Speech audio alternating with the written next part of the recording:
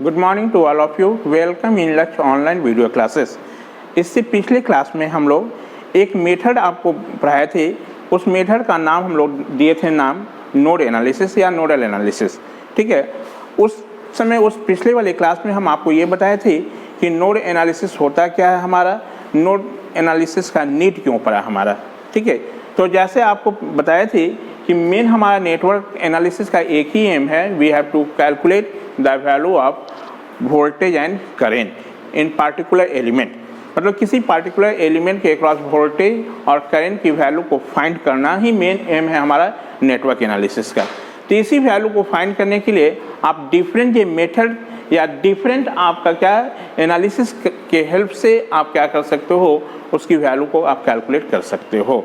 ठीक है, तो उसकी वैल्यू को कैलकुलेट करने के लिए बेसिक लॉ आपको बताया गया था, जहाँ के पर हम लोग पढ़े थे किरचॉफ लॉ के बारे में पढ़े थे। किरचॉफ लॉ में दो लॉ पढ़ाए थे, एक हम लोग बोले थे किरचॉफ करंट लॉ और एक हम लोग पढ़े थे किरचॉफ वोल्टेज लॉ। तो उस लॉ पर बेस्ड हम लोग कुछ न्यूमेरिकल भी सॉल्व किए थे। जब उस लॉ को अप्लाई करके हम लोग नेटवर्क को सॉल्व कर रहे थे तो वहाँ पर क्या था, उस नेटवर्क में बहुत सारा ब्रांच वोल्टेज और ब्रांच करंट का वैल्यू हमको नोन था हमारा। ठीक है, वहाँ पर बहुत सारी चीज़ नोन था हमारा, उसमें एक ही अननोन था। तो उस समय हम सिंपल आप केसीएल और केवीएल अप्लाई करके नेटवर्क को सॉल्व कर दिए थे। लेकिन मान लो नेटवर्क हमारा बहुत कॉम्प्लिकेटेड है हमारा, तो ऐसे केस में हम कैसे वोल्टेज और करंट की वैल्यू को फाइंड करेंगे। तो उसी डिफिकल्टी को कम करने के लिए ठीक है एक मेथड हम लोग पढ़ रहे हैं जिसको हम लोग बोल रहे थे नोड वोल्टेज या नोड एनालिसिस बोलो या नोडल एनालिसिस बोलो हमारा। ठीक है, तो उस एनालिसिस में हम लोग किए क्या थे, हम लोग तो वहाँ पर बताए थे कि नोड एनालिसिस जो बेसिकली बेस्ड है किस पर, किरचॉफ करंट लॉ पर। मतलब किरचॉफ करंट लॉ जो पढ़े थे उसी का एडवांस रूप जो है हमारा, वो क्या है हमारा नोड एनालिसिस है हमारा। ठीक है, तो हमने बताया था कि नोड एनालिसिस के हेल्प से हम लोग क्या फाइंड करते हैं, नोड वोल्टेज की वैल्यू फाइंड करते हैं। तो नोड वोल्टेज फाइंड करने के लिए हमको नोड इक्वेशन बनाना पड़ेगा या नोडल इक्वेशन बनाना पड़ेगा। तो हम नोडल इक्वेशन या नोड इक्वेशन कैसे फॉर्म करेंगे, यानी उसी लेक्चर को कंटिन्यू करना है हमको। तो वहाँ पर जहाँ तक लिखे थे तो आप आज हम लोग एनालिसिस कर रहे हैं, मतलब आज कि नोड वोल्टेज फाइंड कैसे करेंगे। तो नोड वोल्टेज को फाइंड करने के लिए हमको पहले नोड इक्वेशन फॉर्म करना पड़ेगा। तो आज हम लोग जानेंगे किसी नेटवर्क से नोड इक्वेशन कैसे फॉर्म करेंगे। यदि नोड इक्वेशन मिल जाएगा तो हम नोड वोल्टेज की भी वैल्यू फाइंड कर लेंगे। ठीक है, अब सबसे पहले आपको नोड इक्वेशन फॉर्म करने के लिए हम एक इलेक्ट्रिक नेटवर्क कंसीडर किए हैं। Let us consider an electrical network as shown in figure. जैसे ये नेटवर्क हम किए हैं, इस नेटवर्क में आप देख रहे हो बहुत सारा हमारा क्या पैरेलल जो ब्रांचेज है, साथ में बहुत सारा वोल्टेज सोर्स भी है हमारा, साथ में करंट सोर्स भी है हमारा। वो वोल्टेज सोर्स इंडिपेंडेंट भी हो सकता है और डिपेंडेंट भी हो सकता है। ठीक है, वो नेटवर्क पर डिपेंड करेगा हमारा। तो हम अभी एक नेटवर्क ऐसा लिए हुए हैं जिसमें डिपेंडेंट नहीं है, सिर्फ क्या है हमारा इंडिपेंडेंट सोर्स है। ठीक है, तो इस नेटवर्क के हेल्प से हम नोड इक्वेशन का फॉर्मेशन कैसे करेंगे। तो नोड इक्वेशन फॉर्म करने के लिए सबसे पहले क्या आपको जज करना है कि इस नेटवर्क में कितना नंबर ऑफ नोड फॉर्मेशन हो रहा है। ठीक है, कितना नंबर ऑफ नोड बन रहा है हमारा। तो थोड़ा देखो, तो सबसे पहले जस्टिफाई करो कि कितना नोड बन रहा है। क्या ये और ये हमारा अलग अलग नोड है क्या, यानी एक नोड ये बनेगा। जो नोड आप मार्क करोगे उसको ब्लैक डॉट कर लेना, सर्कल से घूम लेना। ठीक है, एक ये बनेगा हमारा। चलो थोड़ा देखो, तो एक नोड ये भी बनेगा हमारा। यदि मान लो हमारा इसके और इसके बीच में यदि एलिमेंट नहीं होता, सिंपल एक वायर हो जाता, तो उस केस में भी यही नोड और ये नोड क्या होता है, एक ही हो जाता हमारा। यानी नोड अलग होने के लिए क्या होना चाहिए, यदि उस दो पॉइंट के बीच में हमारा कोई एलिमेंट एग्जिस्ट कर रहा है तो उस केस में वो हमारा अलग अलग नोड वहाँ बनेगा, मतलब एक नोड फॉर्मेशन नहीं होगा। ठीक है, एक नोड ये बनेगा। चलिए इस पर बात करें तो एक नोड का फॉर्मेशन ये भी होगा हमारा कि नहीं। यदि मान लो कि हमारा इसके और इसके बीच में, हमारा इस पॉइंट और इस पॉइंट के बीच में यदि सिर्फ एक वायर होता हमारा, तो हम कहते कि ये और ये नोड एक ही है हमारा, यानी 1 2 और 3। थोड़ा और देखो तो क्या ये और ये पॉइंट इस पॉइंट और इस पॉइंट के बीच में कोई हमारा एलिमेंट है क्या? एलिमेंट कहने का मतलब रेजिस्टिव एलिमेंट भी हो सकता है, इंडक्टिव एलिमेंट भी हो सकता है और कैपेसिटिव एलिमेंट भी हो सकता है। क्या है हमारा? इसका मतलब है कि इसके बीच में कुछ नहीं हमारा कोई एलिमेंट है, तो ये और ये सब एक ही नोड है, अलग नोड नहीं है हमारा, यानी एक नोड ये भी होगा। आप चाहो तो इस नेटवर्क को आप ऐसे भी बना सकते हो, यदि हम कर दें कि इस नेटवर्क को यहाँ से हटा दें और इसको हम ऐसे कनेक्ट कर दें,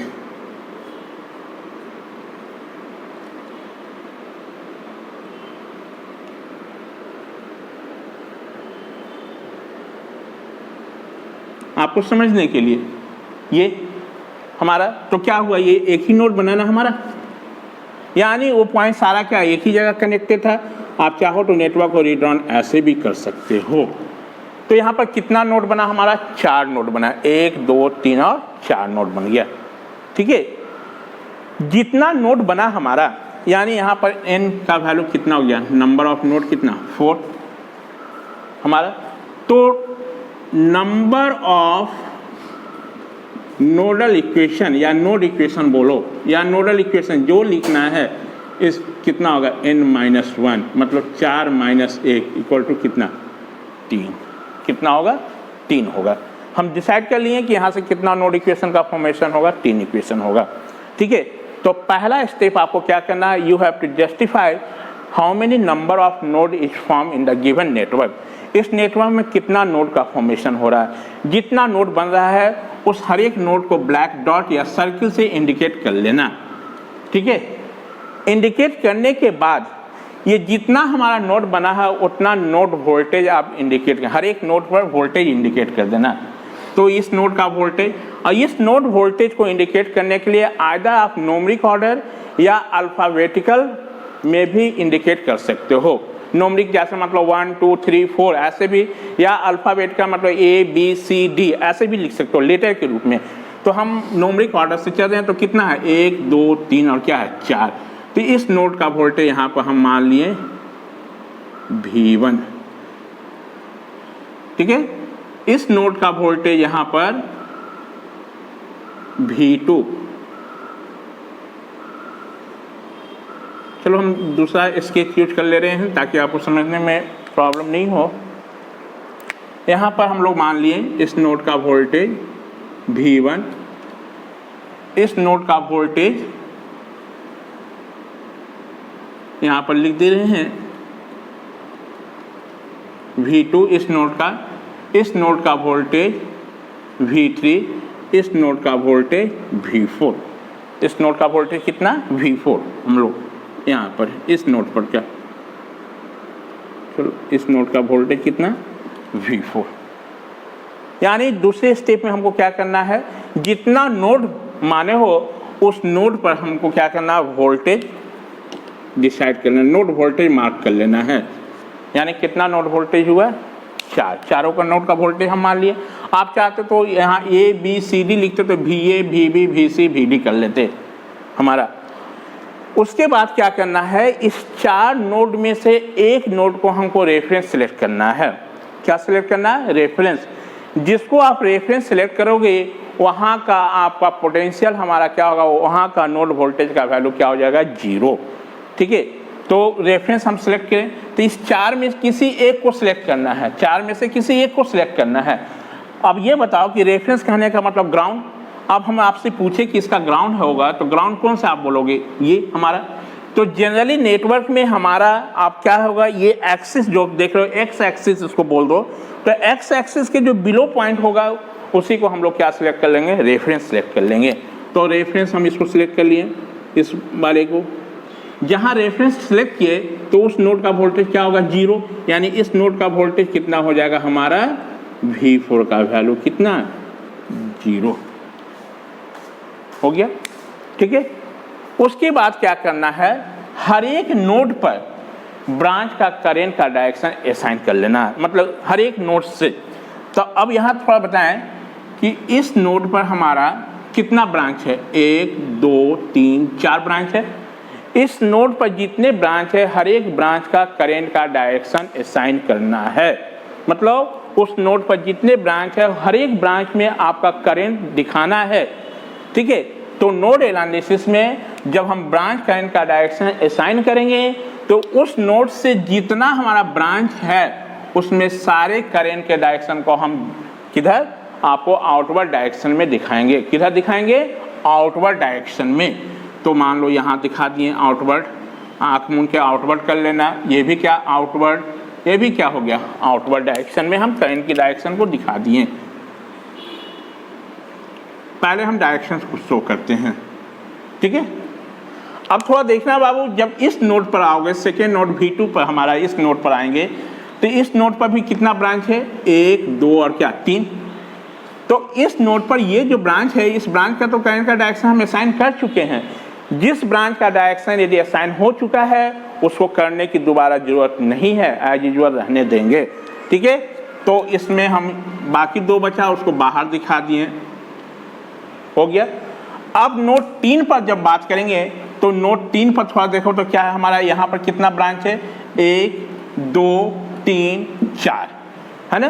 तो 4 में से थोड़ा देखो तो इस ब्रांच का करंट का डायरेक्शन तो असाइन हो चुका है, इस ब्रांच का करंट का डायरेक्शन असाइन हो चुका है। जिसका करंट का डायरेक्शन असाइन हो गया है उसको करने की जरूरत नहीं है, ठीक है। और जिसका असाइन नहीं है उसको करना है। और मान लो किसी ब्रांच में पहले से करंट का डायरेक्शन असाइन है तो उसको एज यूजुअल रहने देना है, उसको चेंज करने की जरूरत नहीं है। जैसे इस नोड पर आएंगी तो देखो यहाँ पर क्या है, इस ब्रांच करंट का डायरेक्शन असाइन हो चुका है, इसका भी असाइन हो चुका है। और ये देखो ये करंट सोर्स है, जब भी करंट होगा तो उसका तो डायरेक्शन ऑलरेडी पहले से मेंशन ही होगा हमारा, यानी इसका भी असाइन है। सिर्फ इसका असाइन नहीं है तो इसको हम किधर कर लेंगे? बाहर कर लेंगे, ठीक है। डिटेल से अच्छे से समझ जाना आज इतना। अब ये करंट का डायरेक्शन असाइन करने के बाद हर एक जो ब्रांच का करंट जो तुम असाइन किए उसका नेमिंग कर लें हम लोग, ठीक है।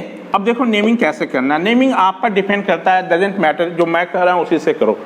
जैसे हम लोग ये कह रहे हैं तो ये R1 सफिक्स में लगा हुआ है, इसका मतलब ये फर्स्ट ब्रांच है, ठीक है।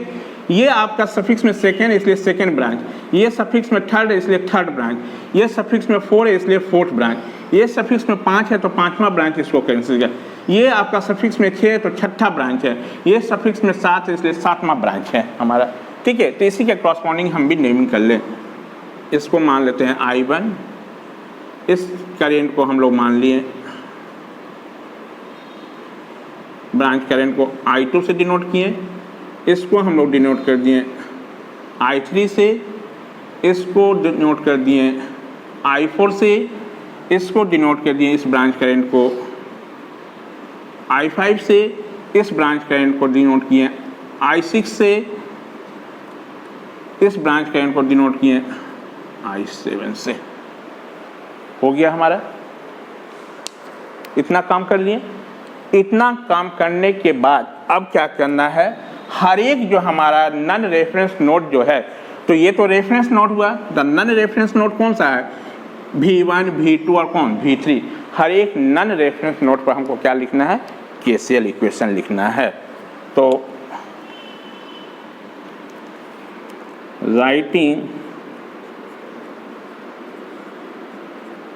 KCL equation at node node 1, क्योंकि इस नोड को 1 पर लिख रहे हैं हमारा। चलो अब देखो, जैसे KCL आप लिखते तो ऐसे लिख डालो, KCL लिखने तो आप लोग को आता ही है।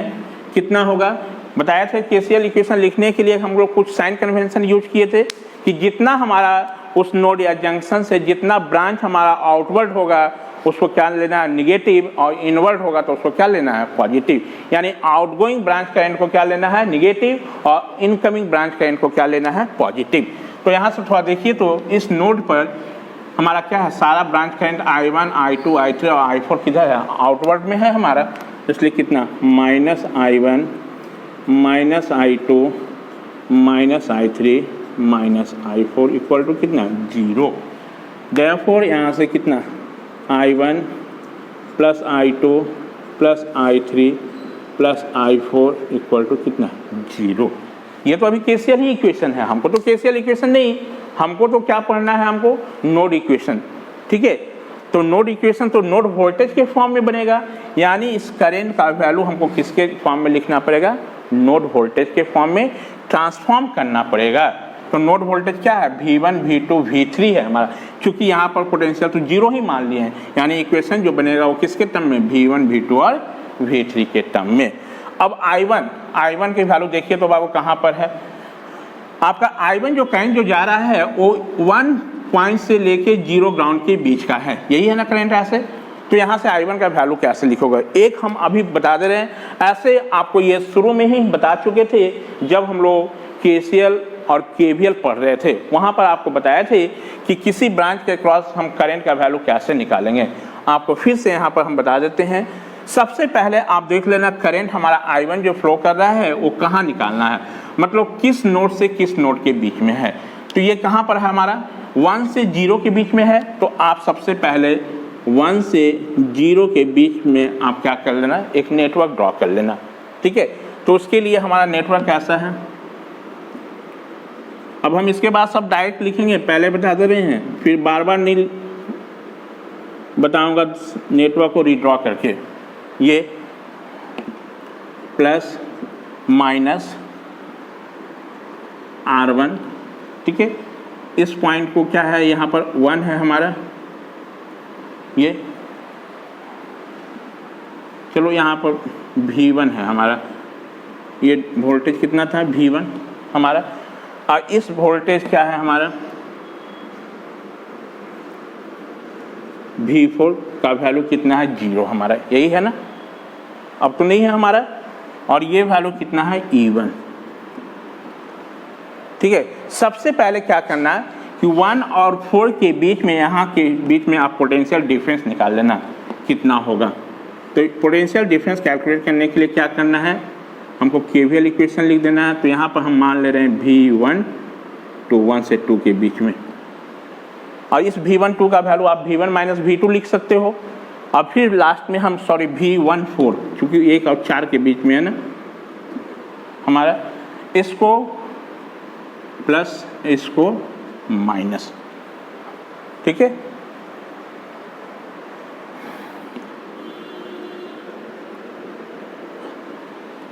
चलो इस 1 से 4 के बीच में यही करंट आ रहा था, जो कितना है हमारा I1 हमारा, ये करंट है हमारा। अब देखो करंट की टेंडेंसी क्या होता है, हाईयर पोटेंशियल से किधर, लोअर की ओर जाने का।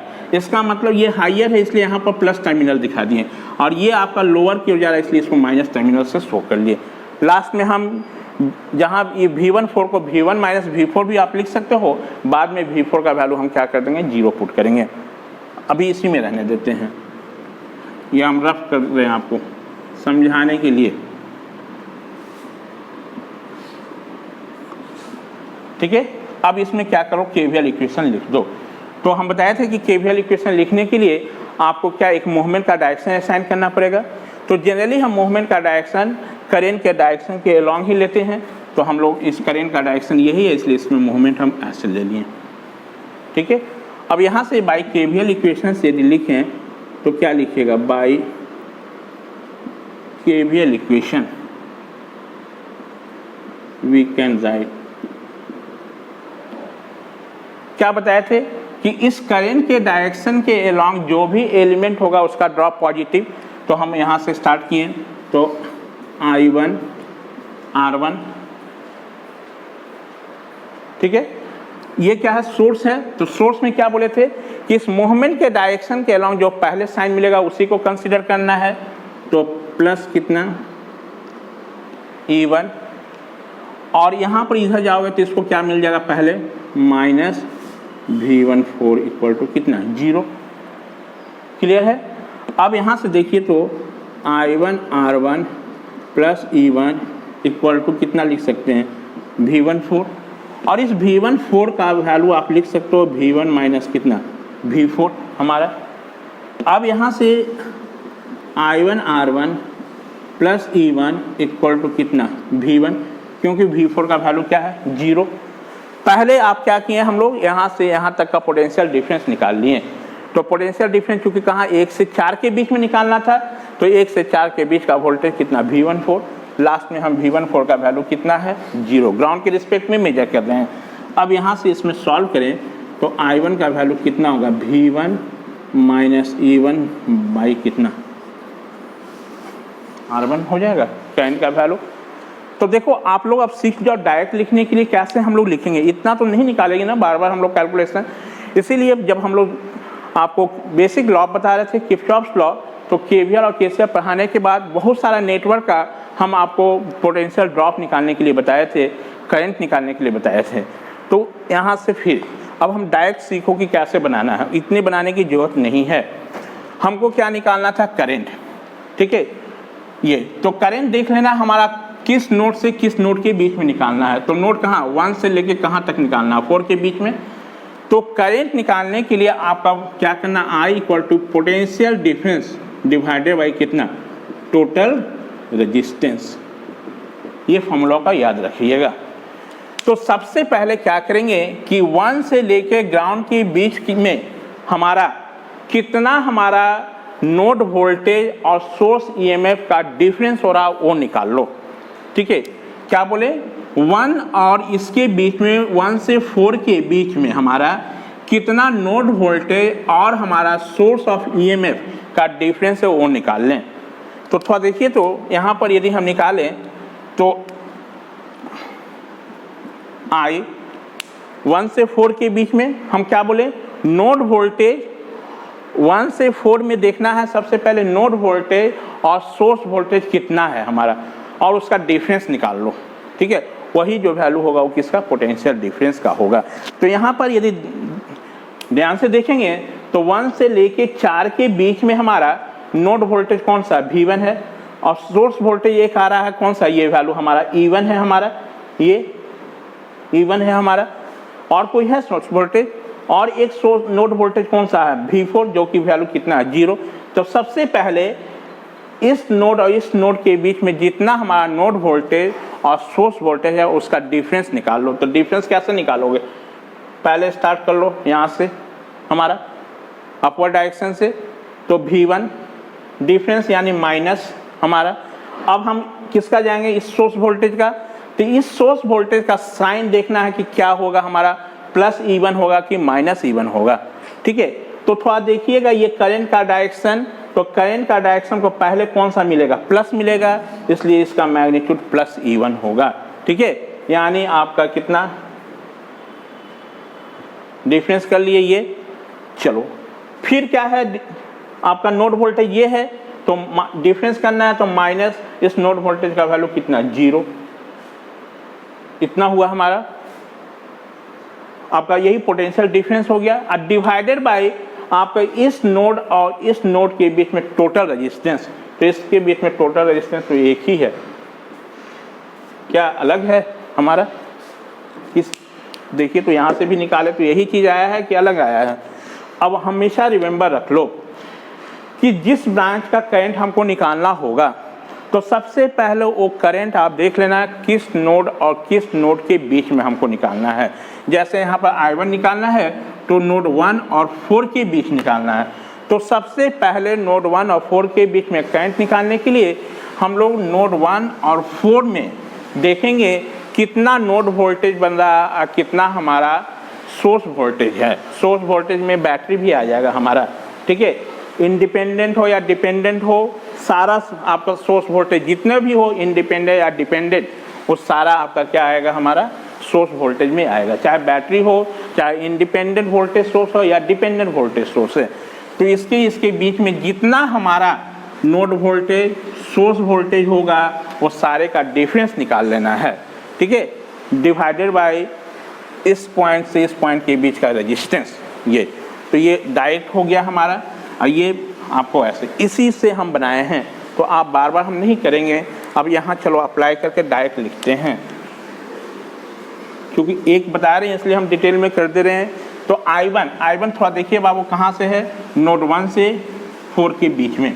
तो नोड 1 से 4 के बीच में सबसे पहले आपको क्या बनाए, जितने नोड वोल्टेज और जितने हमारा सोर्स वोल्टेज है, मतलब जितना बैटरी लगा हुआ है उस सारे का डिफरेंस निकाल लो।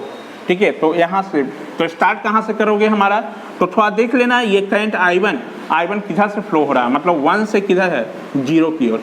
यदि मान लो करंट का डायरेक्शन इधर से रहता है हमारा, तो 0 से इधर हम लोग निकालते हैं। यदि करंट का डायरेक्शन इधर है, इसका मतलब इधर से स्टार्ट करना है। करंट का डायरेक्शन जिधर होगा उधर से ही स्टार्ट करेंगे।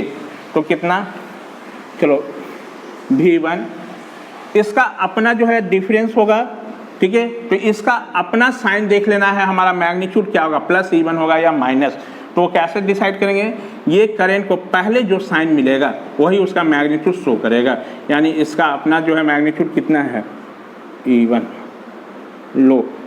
यदि मान लो इसको माइनस मिलता तो यहाँ माइनस हो जाता हमारा, ठीक है।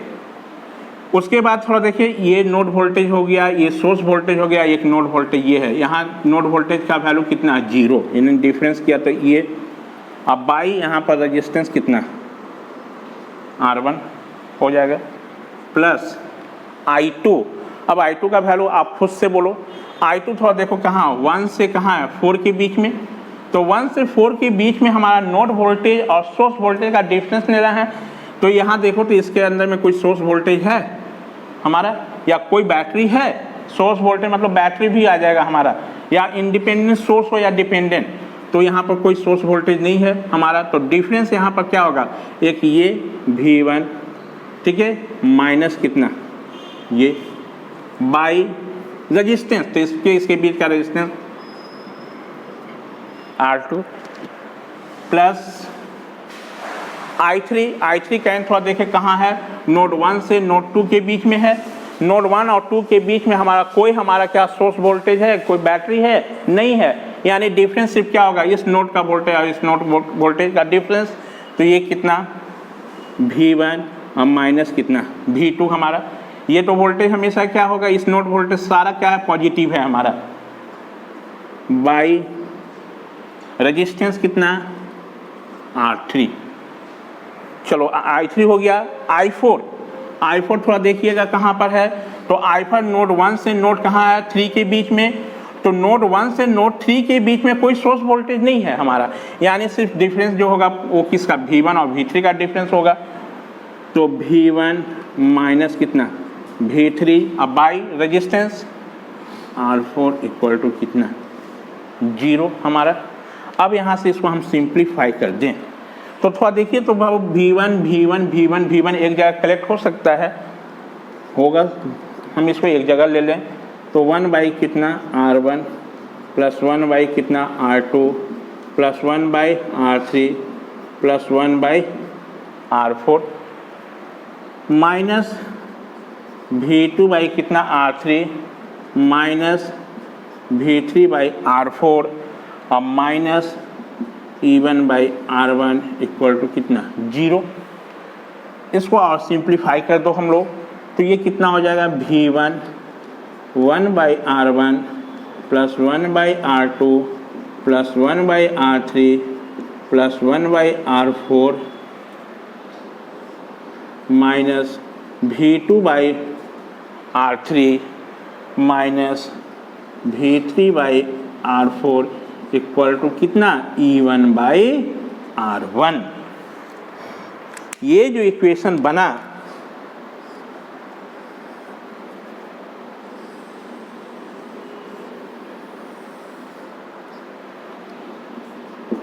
इसी को हम लोग बोलेंगे फर्स्ट नोड इक्वेशन या नोडल इक्वेशन। अब थोड़ा देखो ये कहाँ से हमारा, हम क्या किए, इसी केसीएल इक्वेशन को क्या कर लिए, नोड वोल्टेज में ट्रांसफॉर्म कर दिए। तो such type of equation which can be form in terms of node voltage और nodal voltage is known as node equation and nodal equation. तो आपको तो पता है कि ऐसा 3 इक्वेशन बनेगा, अभी तो एक ही इक्वेशन बना है और बाकी कितना 2 इक्वेशन। तो ये हमको कहाँ से मिला, नोड 1 पर अप्लाई किए, इसलिए पहला हो गया। हम नोड 2 पर भी करेंगे तो एक इक्वेशन मिलेगा, एक 3 पर करेंगे तो भी इक्वेशन मिलेगा। तो आप सबसे पहले इतना चीज़ पॉज करके आप इतना को आप नोट कर लें, ठीक है। ये आपको करने की ज़रूरत नहीं है, आप चाहो तो अभी इनिशिएट कर रहे हैं हम लोग, इसलिए अपने मतलब रफ में इसको आप दिखा लेना। हम इसको डायरेक्ट आप लिखेंगे, बार बार इतना बाबू नहीं बताएंगे, क्योंकि नेटवर्क को सॉल्व करना है। यदि ये सारी चीज़ को बताने लगे तो एक क्वेश्चन बनाने में समझो कि हाफ एन आवर चला जाएगा। तो ये सब चीज़ रिमेंबर आप रखो, जो हम बोल रहे हैं कहीं तो उस पॉइंट को कॉपी में लिख लो, ठीक है। और जब आप लोग वीडियो देखते हो तो वीडियो देखने के समय आप कॉपी और पेन अपने पास रखो, जो हम पॉइंट बोल रहे हैं कि इंपॉर्टेंट है उसको नोट भी करते चलना। हम डायरेक्ट मेथड बोल रहे हैं लिखने के लिए तो वो भी नोट कर लो कि कैसे सर बता रहे हैं, तो आपको ईजी होगा। चलें आप वीडियो पॉज करके अपना इसको पहले नोट डाउन करें। चलिए, तो फर्स्ट नोडल इक्वेशन का फॉर्मेशन हो गया हमारा। वो कहाँ से मिला था? नोड 1 पर लिखने पर। सिमिलरली हम सेकेंड नोड इक्वेशन फॉर्म करेंगे कैसे? नोड 2 पर क्या लिख दें? KCL equation. तो writing KCL equation at node 2। Node 2 पर कितना ब्रांच है थोड़ा देखो, 1 2 3, ठीक है। इसी ब्रांच का इनका समेशन 0 होगा। तो इस नोड के लिए ये क्या हुआ हमारा? I3 इनकमिंग, ये हमारा क्या? आउटगोइंग, ये क्या है? आउटगोइंग, ठीक है। साइन कन्वेंशन को कंसीडर करते हुए लिख दिए इनकमिंग पॉजिटिव, आउटगोइंग निगेटिव। चलो अब I3 का वैल्यू लिखना है। अब I3 देखो क्या है हमारा, ये करंट किस नोड से किस नोड की ओर आ रहा है? 1 से कितना है? 2 की ओर, ठीक है। आप लोगों को हो सकता है कॉलेज में ये भी बताया गया हो कि जब इस नोड पर आप केसीएल इक्वेशन लिखोगे तो इस करंट का वैल्यू V2 माइनस V1 कर लेना, ठीक है। तो अब ये बताओ कि एक ही ब्रांच हमारा है, इसी ब्रांच में कभी करंट का डायरेक्शन इधर लोगे या कभी इधर लोगे क्या? जब एनालिसिस करोगे तो नहीं, ऐसा काम मत करना, ठीक है। वो भी सही है, गलत नहीं है हमारा, लेकिन हम रखे हैं जैसे एज यूजुअल डायरेक्शन किए हैं उसी के अनुसार लिखेंगे। तो ये करंट I3 किधर से फ्लो कर रहा है? 1 से कितना? 2 की ओर। तो I3 का वैल्यू कैसे लिखा लेंगे? 1 से 3 के बीच में हमारा जितना नोड वोल्टेज और सोर्स वोल्टेज का डिफरेंस होगा पहले वो निकाल लो। तो चूंकि 1 और 3 के बीच में तो सोर्स वोल्टेज है ही नहीं, तो सिर्फ क्या होगा इसका वैल्यू? नोड वोल्टेज का डिफरेंस कर दो, तो V1 माइनस कितना? V2 by R3, total resistance minus I5 का वैल्यू देखो कहाँ है? आप नोड 2 से कितने? 4 के बीच का है हमारा, तो 2 से 4 के बीच का नोड वोल्टेज का डिफरेंस और सोर्स, तो 2 और 4 के बीच में कोई सोर्स वोल्टेज नहीं है, तो ओनली जो डिफरेंस आप होगा किसका? नोड वोल्टेज का ही, तो माइनस कितना? V2। और यहाँ पर तो नोड वोल्टेज का वैल्यू कितना? 0 डिफरेंस। अब आई और 0 होगा तो हम बार बार नहीं लिखेंगे, अभी एक है कर दे रहे हैं, वो जहाँ 0 होगा हम सीधे डायरेक्ट लिखेंगे बाई कितना? R5, ठीक है, माइनस साइन दे दिए। अब बोलो कहाँ? I6 का वैल्यू कितना होगा बाबू? तो I6 करंट किधर जा रहा है? नोड 2 से किधर? 3 के। तो नोड 2 और 3 के बीच में जितना नोड वोल्टेज और जितना सोर्स वोल्टेज है उसका डिफरेंस, तो नोड 2 और 3 के बीच में कोई सोर्स वोल्टेज नहीं है, तो ओनली डिफरेंस जो होगा वो क्या होगा? नोड वोल्टेज का। तो V2 माइनस कितना? V3 बाई आप इस नोड के बीच में टोटल रेजिस्टेंस, तो इस नोड के बीच में टोटल रेजिस्टेंस क्या होगा? R6 हो गया, इक्वल टू कितना? 0 हमारा। आपको लास्ट में बताएंगे भी कि कैसे आप समझोगे कि आपने जो लिखा वो सही है या रॉन्ग है हमारा ये हमारा। चलो इसको सिंप्लीफाई कर लो, तो आप V1 बाई कितना? R3 माइनस कितना? V2 को हम कॉमन ले रहे हैं क्योंकि यहाँ पर भी है, तो 1 बाई कितना? R3, या एक बार कर ही लो नहीं तो फिर कहोगे सर डायरेक्ट लिख दिए हैं। V2 by R3 minus V2 by R5 minus V2 by R6 plus V3 by R6 equal to कितना? 0 हमारा। ये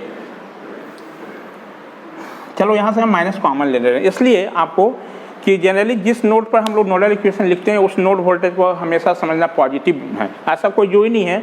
जब हम प्रॉब्लम सॉल्व करेंगे तो उसको एज यूजुअल जैसे इक्वेशन मिलेगा उसी को फॉर्म में रहने देंगे।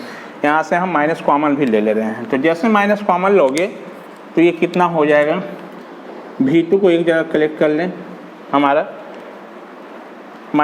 लो पहले लिख लो, माइनस V2 1 बाई कितना R3 plus 1 by R5 plus 1 by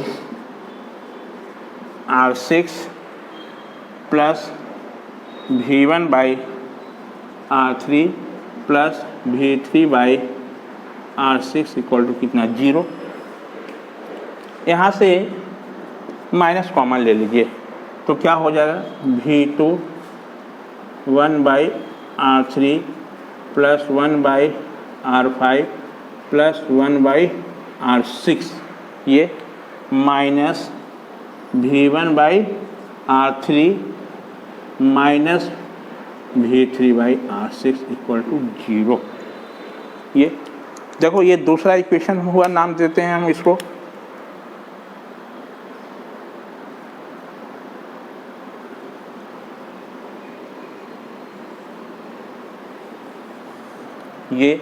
ये हमारा सेकेंड नोड इक्वेशन हो गया या नोडल इक्वेशन हुआ। ठीक है, तो ये भी कहाँ से तुम लिख रहे हो, करंट के इक्वेशन से ही लिख रहे हैं। इसी करंट को हम नोड वोल्टेज के फॉर्म में चेंज कर दें तो ये दूसरा नोडल इक्वेशन बन गया हमारा या नोड इक्वेशन। एक इक्वेशन अभी और मिलेगा, वो कहाँ पर, नोड 3 पर भी लिख लेते हैं।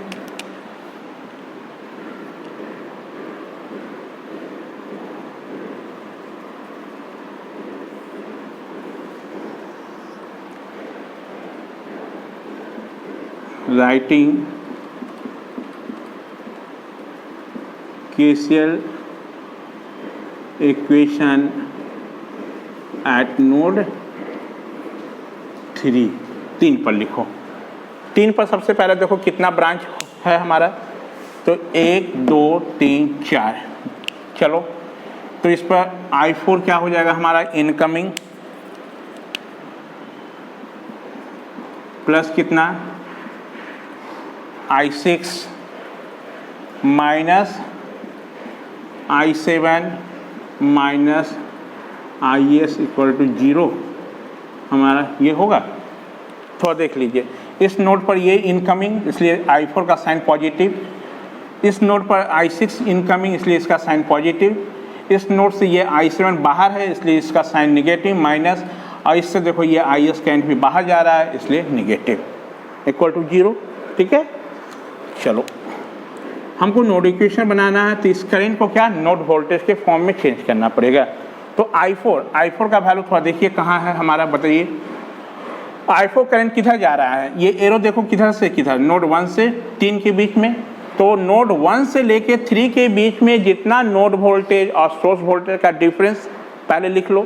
तो यहाँ तो सोर्स वोल्टेज है नहीं तो इसलिए क्या होगा, सिर्फ नोड वोल्टेज का डिफरेंस बाई आपका 1 से 3 के बीच का हमारा टोटल रेजिस्टेंस। तो इसका रेजिस्टेंस कितना, एक ही रेजिस्टेंस है हमारा, और रहता तो जोड़ देते हैं हम लोग, प्लस I6 कहाँ है बाबू, तो 2 से 3 के बीच में। तो अगेन 2 से 3 के बीच में नोड वोल्टेज और क्या सोर्स वोल्टेज में बैटरी भी आएगा, डिपेंडेंट सोर्स भी आएगा और इंडिपेंडेंट सोर्स भी आ जाएगा।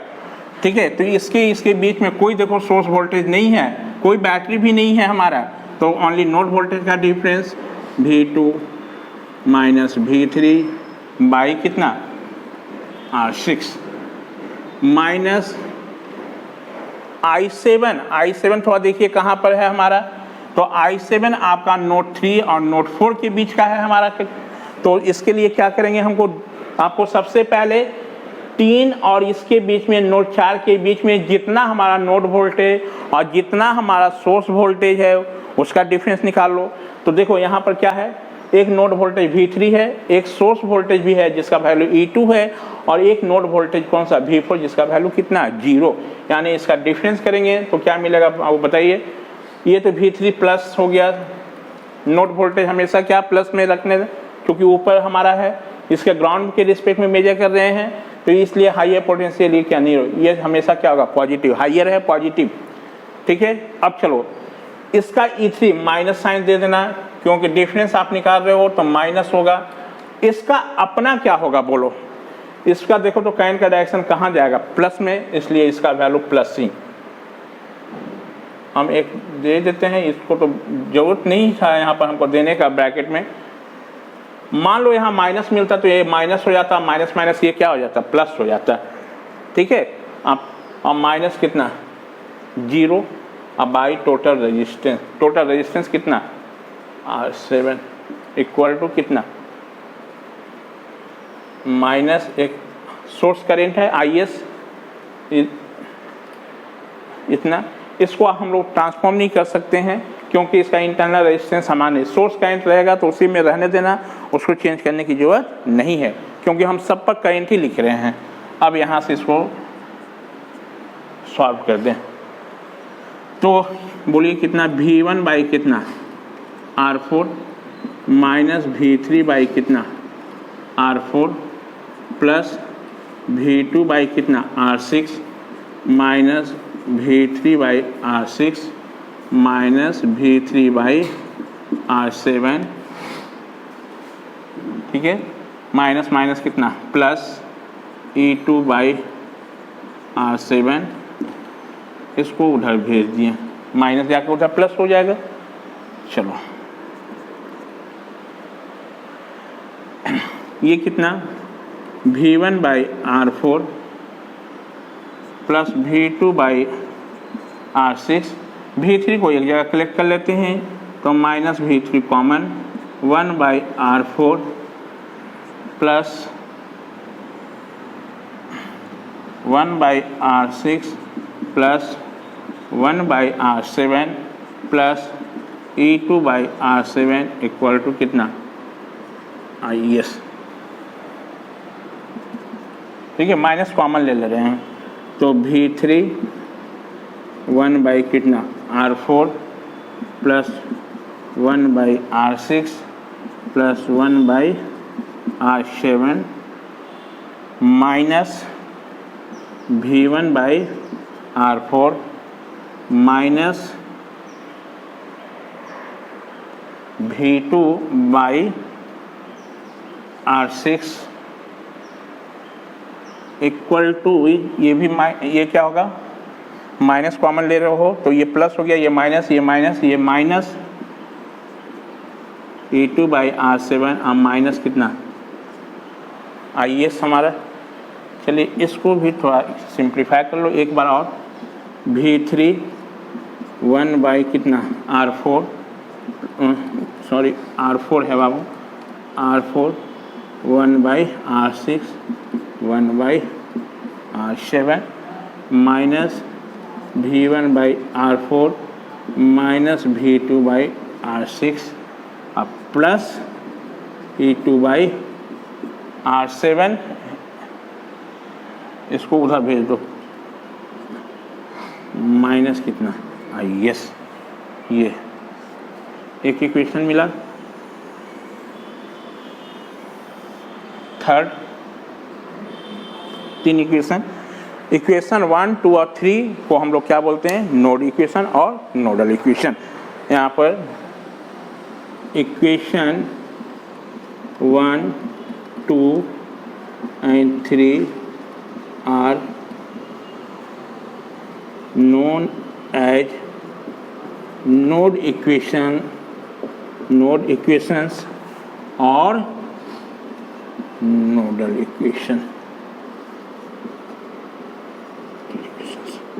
नोडल इक्वेशन क्वेश्चन में क्या होगा, आपको जब प्रॉब्लम सॉल्व करेंगे तो ये सारा रेजिस्टेंस का वैल्यू तो क्वेश्चन में दिया हुआ रहेगा, बैटरी का भी वैल्यू दिया रहेगा हमारा, और इस करंट सोर्स का भी वैल्यू दिया हुआ रहेगा।